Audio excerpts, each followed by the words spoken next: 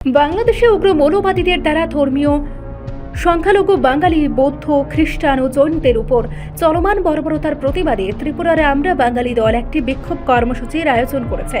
সদ্য গত কয়েক মাসে বাংলাদেশে একাধিক সংখ্যালঘু সম্প্রদায়ের বাড়ি, উপাসনালয় ও ব্যবসা প্রতিষ্ঠানে হামলা, ভাঙচুর, অগ্নিসংযোগ, লুটপাট, ধর্ষণ এবং হত্যার ঘটনা ঘটেছে, যা সংখ্যালঘু জনগোষ্ঠীকে আতঙ্কিত করেছে। আমরা বাঙালি দলের সচিব গৌরাঙ্গ পাল এই ঘটনাগুলির তীব্র নিন্দা জানিয়ে বলেন, বাংলাদেশের রবীন্দ্রনাথ ঠাকুর, কাজী নজরুল ইসলাম সহ বাঙালির সাংস্কৃতিক ঐতিহ্যের উপরও আক্রমণ চলছে এবং ছায়ানটের মতো সাংস্কৃতিক কেন্দ্রগুলি বারবার আক্রান্ত হয়েছে। গৌরাঙ্গ পাল আরও বলেন, যারা আজ আক্রান্ত হচ্ছেন তারা ভারতের আত্মীয় স্বজন স্বরূপ। ফলে বাংলাদেশের মাটিতেও এবং ভারতের মাটিতেও বাঙালিদের নিরাপদ জায়গা নেই। এমন এক সংকট তৈরি হয়েছে যার দীর্ঘদিন চলতে পারে না। তিনি ভারত সরকারকে আন্তর্জাতিক চাপ সৃষ্টির আহ্বান জানিয়ে বলেন, ভারতের নেতৃত্বে একটি কূটনৈতিক পরিবেশ গড়ে তুলতে হবে যাতে বাংলাদেশের সংখ্যালঘু বাঙালিদের সুরক্ষা নিশ্চিত হয়।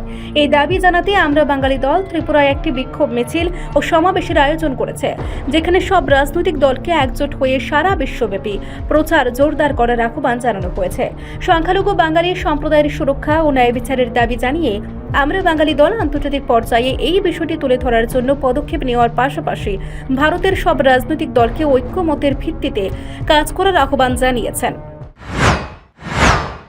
আজকে আমাদের এই যে বিক্ষোভ, আপনারা জানেন গত এক বছর ধরে আমাদের দেশে অনুপ্রবেশকারী ইস্যুর উপর কী ধরনের বাঙালি সারা রাজ্যে বিভিন্ন জায়গায় জায়গায় নির্যাতন চলছে।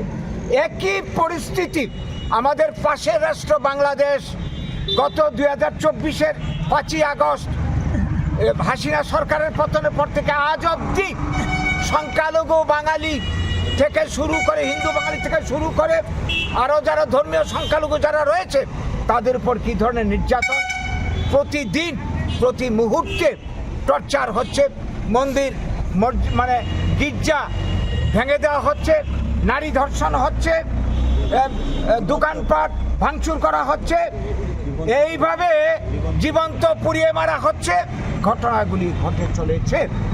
আমরা লক্ষ্য করছি বাংলাদেশে এখন যে ক্ষমতায় যে রয়েছে এটা নির্বাচিত সরকার নয়, ইউনূসের নেতৃত্বে চূড়ান্ত বাঙালি বিদ্বেষী একটা মানুষ এখনো ক্ষমতা বসে রয়েছে। তারা নির্বাচন ডিক্লেয়ার করেছে সেই দেশের ফেব্রুয়ারি মাসে, এটা তাদের দেশের ব্যাপার হলেও এই নির্বাচনকে কেন্দ্র করে আমরা আজকে যেটা লক্ষ্য করছি, বাঙালি হিন্দু সহ সংখ্যালঘুদের পর সাংঘাতিক আক্রমণ আসছে। রবীন্দ্রনাথ ঠাকুর যেমন আমার এই দেশে আক্রান্ত, বাংলাদেশেও রবীন্দ্রনাথ ঠাকুর আক্রান্ত, মানে তার স্ট্যাচু, তার কীর্তিকলাপের উপর আঘাত আসছে। ইভেন কি বলবো, নজরুলের উপর আঘাত আসছে। এইভাবে তাদের যে সাংস্কৃতিক কেন্দ্রগুলি রয়েছে, ছায়ানট একটা বিখ্যাত সাংস্কৃতিক চর্চা কেন্দ্র বাংলাদেশে, তারপর আঘাত এসছে। আমাদের দূতাবাস আক্রান্ত হয়ে গেছে গত 2-3 দিন আগে, এবং অনবরত ভারত বিদ্বেষী জিগির এখানে চলছে। এতে কি হচ্ছে, আক্রান্ত যারা হচ্ছে তারা কিন্তু আমাদের আত্মীয় স্বজন, তাইলে ওই দেশেও আমাদের জায়গা নেই, এই দেশেও আমাদের জায়গা নেই, এটা কতদিন চলবে?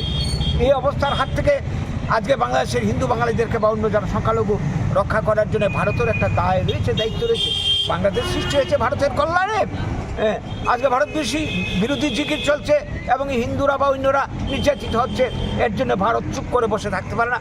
আমরা ভারত সরকারের কাছে আবেদন করছি, আন্তর্জাতিক চাপ সৃষ্টি করা হোক, ভারতের নেতৃত্বে এই পরিবেশটা তৈরি করুক ভারত, এবং ভারতের যতগুলি রাজনৈতিক দল রয়েছে, বিরোধী দল, শাসক থেকে শুরু করে সবাই মিলে একটা ঐক্যমতের ভিত্তিতে রিপোর্ট সংবাদ প্রতীক্ষা।